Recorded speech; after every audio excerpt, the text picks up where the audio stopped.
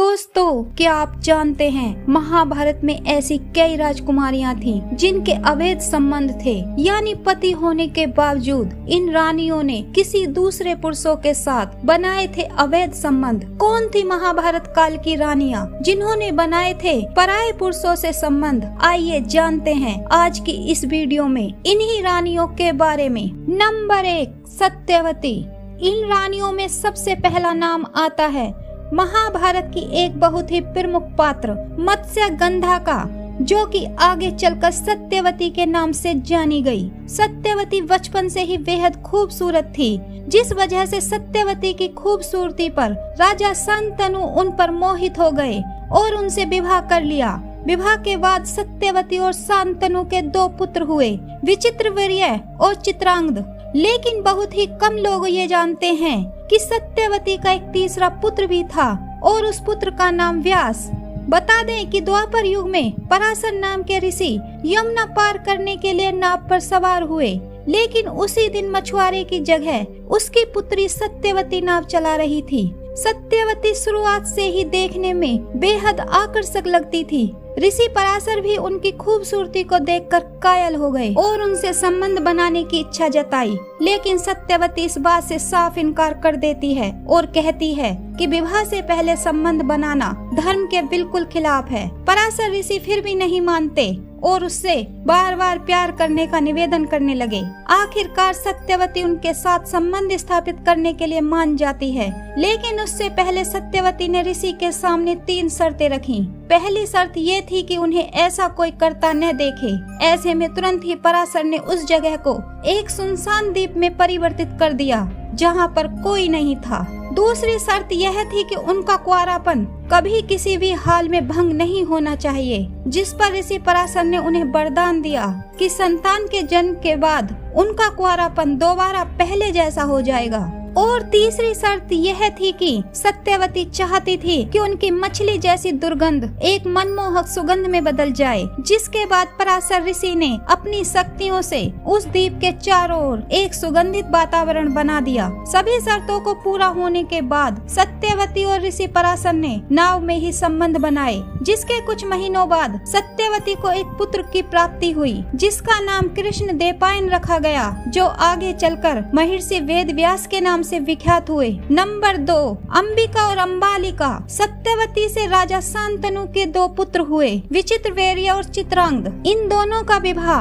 अंबालिका और अंबिका नाम की राजकुमारी से हुआ था, लेकिन विवाह के कुछ समय बाद विचित्रवीर्य और चित्रांगद की युद्ध में मृत्यु हो गई। उस समय हस्तिनापुर की महारानी सत्यवती अपने वंश को मिटने नहीं देना चाहती थी, इसलिए सत्यवती ने अपने तीसरे पुत्र व्यास को बुलाया और उनसे अपनी बहू अंबिका और अंबालिका से संतान उत्पन्न करने का निवेदन किया। सबसे पहले सत्यवती ने बड़ी रानी अंबिका को वेद व्यास के पास भेजा, पर अंबिका उनके भय से इतना डर जाती है कि वह अपने नेत्र बंद कर देती है, जबकि छोटी रानी अंबालिका वेद व्यास को देखकर सहम उठी, जिसके बाद वे वापस लौटकर अपनी माँ सत्यवती को बताते हैं माता अंबिका को बेहद तेजस्वी पुत्र होगा, मगर नेत्र बंद होने के कारण वह अंधा होगा। वहीं अंबालिका के गर्भ से रोग से ग्रसित पुत्र होगा। ये सब सुनने के बाद माता सत्यवती ने बड़ी रानी अंबिका को दोबारा वेद व्यास के पास भेजा,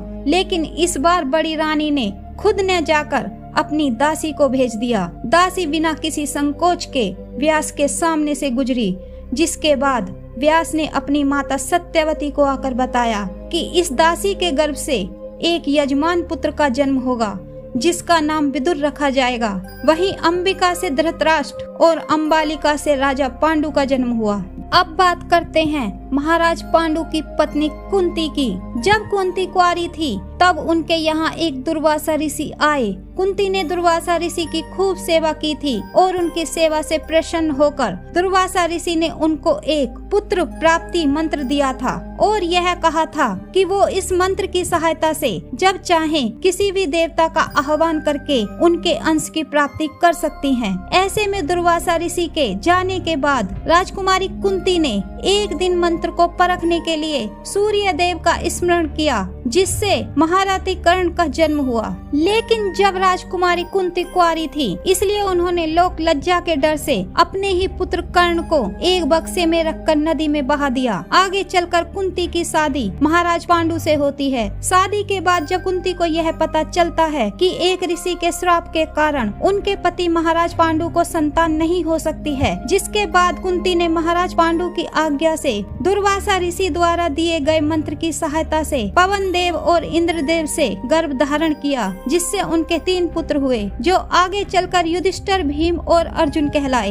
राजा पांडु की एक और पत्नी थी जिनका नाम था माधुरी, जिन्होंने कुंती से मंत्र धारण करके अश्विनी कुमारों का आह्वान किया और उन्हें भी नकुल और सहदेव के रूप में पुत्र की प्राप्ति हुई थी। तो दोस्तों, ये थी आज की वीडियो। आज की वीडियो आपको कैसी लगी? आप अपनी राय हमें कमेंट के माध्यम से बता सकते हैं। वीडियो पसंद आई हो तो वीडियो को लाइक करके वीडियो को शेयर करें। जय श्री कृष्ण।